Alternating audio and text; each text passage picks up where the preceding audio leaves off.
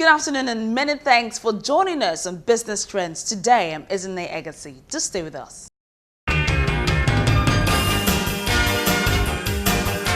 Now today we will begin the stories with latest development at the Tinkan Island port. Now the new customs area controller at the port, Comptroller Musa Abdullahi, says his administration is committed to improving trade facilitations and the ease of doing business initiative of the federal government.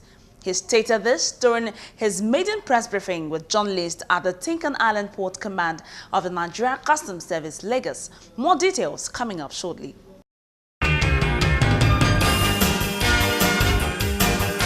While stating the mission of the sector, the comptroller said customs process and procedures will be made more efficient to enable lower transaction cost. He promised to function harmoniously with his staff and also collaborate with other stakeholders as well as relevant agencies to achieve his goal. He assured that disputes relating to valuation, classification and power issues among others are resolved within stipulated hours. Our mission includes trade facilitation, revenue collection, national security and capacity building. Trade facilitation. We are committed to contributing to the economic growth and competitiveness through trade facilitation and ease of doing business initiative of the federal government by making custom process and procedures more efficient to enable lower transaction costs. Lower transaction costs for business as well as achieve competitiveness in economic productivity, growth, and improving the standard of living of our people in the country. We are to provide coordinating roles in the ease of doing business initiative of the federal government. As part of the trade facilitation effort, we are aware of the 48 hours cargo clearance time. We have therefore deployed the time release studies as performance indicators to guide our performance. Other issues contribute to this include transport efficiency, efficient infrastructure, which is of course beyond us. We are deploying a software to handle the remaining part of the export procedure automation. It will enable records of non-oil export, agricultural products, and other manufactured products. Dispute resolution. Part of what is endemic in this operation is the issue of dispute resolution.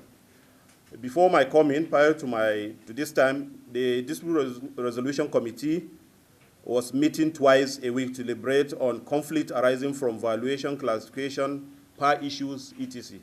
However, on assumption and as a pointer to our renewed enthusiasm for trade facilitation, I have directed that all issues arising from dispute must be attended to with dispatch, meaning no issue, no dispute should remain for more than 6 hours.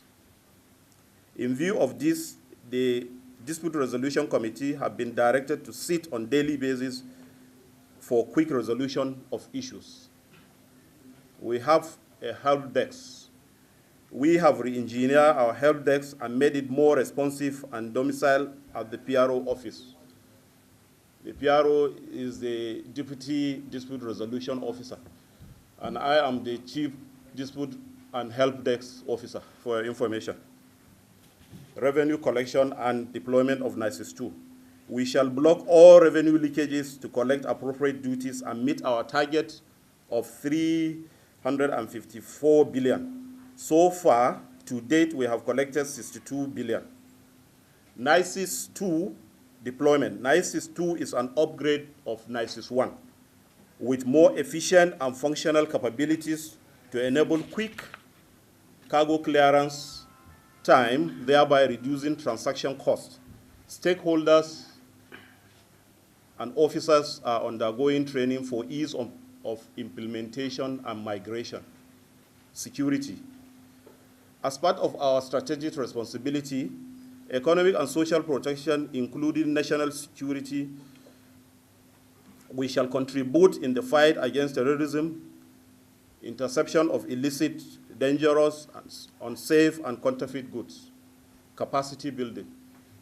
Of course, to serve you better, we shall continue to build capacity in all core custom areas of classification, valuation, risk management, big data management, etc. We shall collaborate with other stakeholders in other areas deemed necessary. Conclusion, as we go about achieving this, sincerely our doors are open for your contribution and collaboration.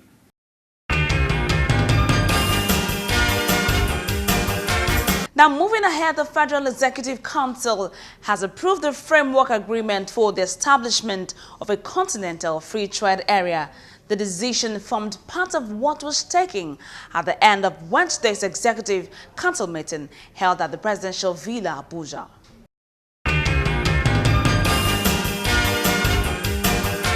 Minister of Industry, Trade and Investment Okechukwu Nelama, who addressed journalists after the meeting, said the trade area, when established, would liberalize trade among African countries.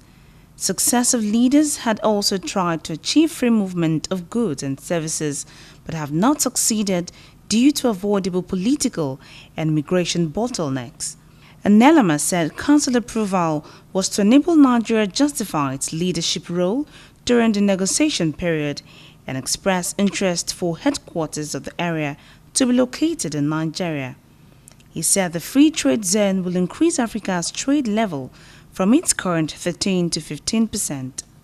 It's very important in going into the agreements that it's clear that we're doing what's good for Nigeria, which means that we want it to generate more export. We want African markets 1.2 billion, we're 180 million.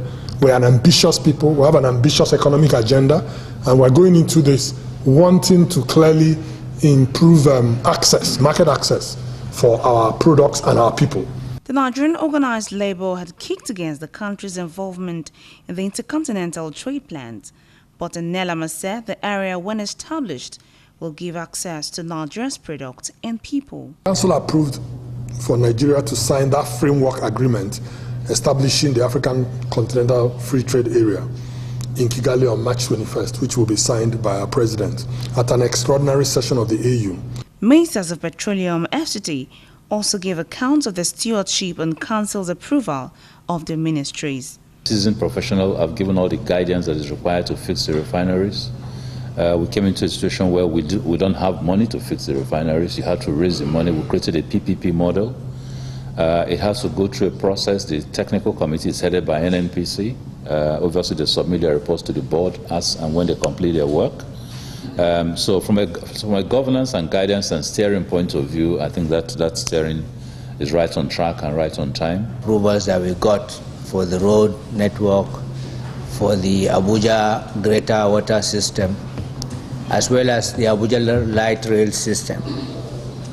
We also discussed at length issues relating the position of the FCT and the FCC, that's the Federal Capital City. Minister of Water Resources Sulaiman Adamu also disclosed council's approval of 11 billion naira contract for the construction of the Jari Arch Dam in Katsina State, which had been abandoned since 2006. He said the completion period of the contract is 36 months.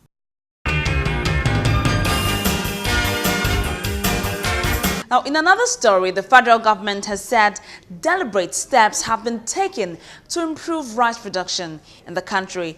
Addressing key stakeholders in the rice value chain at the Presidential Villa, Abuja, the president said, unlike previous administrations, which has had 13 rice mills between 2009 and 2015, producing only about 2 mills per annum, his administration in 2 years built 8 new rice mills with production equivalent of 4 mills per annum.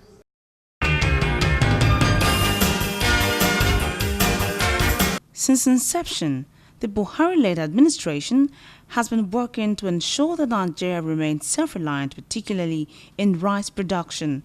With 1,775,000 metric tons of rice expected from over 15 rice mills across the country, the administration seems succeeding in its plans.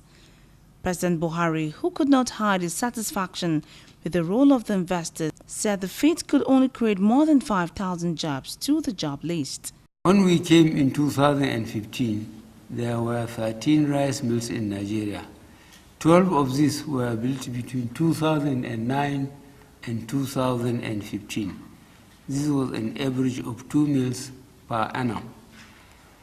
But my team and I felt more could be done, and we put in place measures and policies to unlock the potential of this sector and thus increase the rate of investments. You will all recall that in November 2015, I was in Birnin Kebbi to launch the CBN's Anchor Borrowers program and also kick off the dry season rice farming. Since then, the Vice President and I have commissioned a record number of agricultural projects and programs, from rice to wheat to cashew to animal feed, white leather to drinks processing, and many more.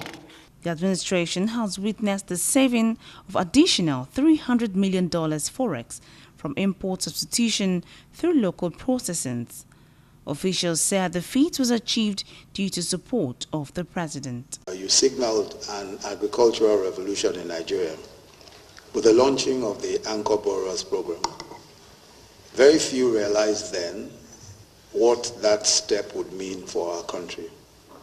We are now poised to deliver rice production on a scale such as has not been seen anywhere in Africa. From close to about 59 billion naira disbursed for 10 commodities, namely rice, maize, soybean, wheat, cotton, cassava, groundnut, poultry, fish, and cattle. Today, rice accounts for over 80% of total funding that we have provided at the Central Bank of Nigeria to close to 250,000 rice farmers in the 26 states of the Federation. Stakeholders say the feat was achieved through sectoral collaborations. As little as 5.7 million tons 2.5 years ago. The milling capacity has increased. 8 new mills have been commissioned last year alone, with the installed milling capacity almost doubling, and more are to come. We're no longer importing all the rice we used to do from Thailand. But the Republic of Benin next door, with only 11 million people, is importing more rice than China is importing. And these are the problems, and all of that rice is heading here. So while we're struggling to give our people jobs and improve our economy, the smugglers, aided by some of our neighbors, are doing their best to make sure we don't succeed. And the countries of origin of these crops are aware of what they're doing to us. With the expected additional 250 billion naira investment, rice processing analysts say Nigeria might be on the verge of achieving rice sufficiency by the year 2020.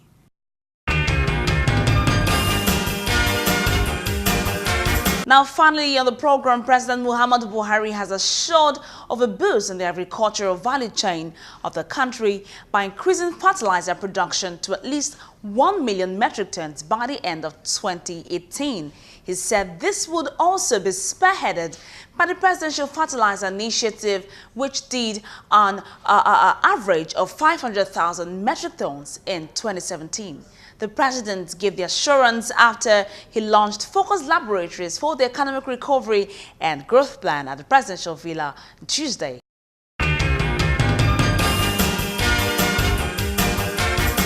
The focus labs, as initiated by the Ministry of Budget and National Planning, have been designed as closed-door investment platforms to identify and accelerate high-impact projects with significant impact on GDP and job creation. According to President Muhammadu Buhari, the labs are also meant to diversify the economic base from crude oil dependence, empower local businesses to create more jobs, and improve the general well-being of the people. In further remarks, Buhari said the last 10 months of his administration, economic growth returned in second quarter 2017 due to a clear follow-through of some of the economic initiatives he set out to implement. These, he noted, resulted in the consolidation of the recovery path, reaching a real GDP growth of 1.92% by the fourth quarter of 2017. The general well-being of our people. Focus labs have been successfully used in other countries. The labs in Nigeria are designed as closed-door investment platforms to identify and accelerate high-impact projects with significant impact on GDP and job creation. The president also said his administration restored stability in foreign exchange market and have recorded improvement in Nigeria's foreign reserves, which have grown from $24 billion in September 2016 to $42 billion by mid-February 2018 and now $46 billion. On the ease of doing business, the president said the administration made remarkable strides in creating a conducive business environment for investors, earning the World Bank ranking as one of the top 10 most improved economies in 2017. This, he said, has encouraged both local and foreign investment in the last few months. We remain committed to working hard to attain our target of moving up in the World Bank's ease of doing business rankings by 2020. We are also investing billions of naira in fixing infrastructures across the country. Significant progress has also been made in the agricultural sector with the expansion of the Anchor Borrowers Program to more beneficiaries to boost our local production.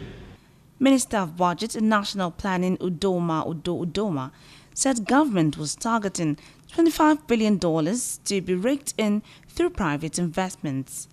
Udoma said government will not stop after the first set of labs, but shall keep on addressing all constraints to investment until the set goals are achieved.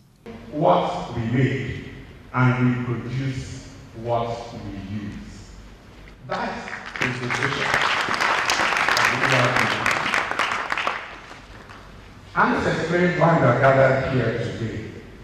We are gathered here today to take another step in ensuring the faster implementation of the ERGP.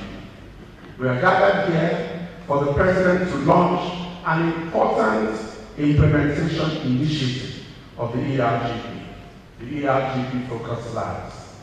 Successful execution of the Focus Labs will further drive quick delivery of some of the outcomes of the ERGP and contribute to accelerating the growth momentum of the country. The labs are expected to help the federal government achieve sustainable, diversified and inclusive growth, to become self-sufficient in basic commodities and to curtail food import.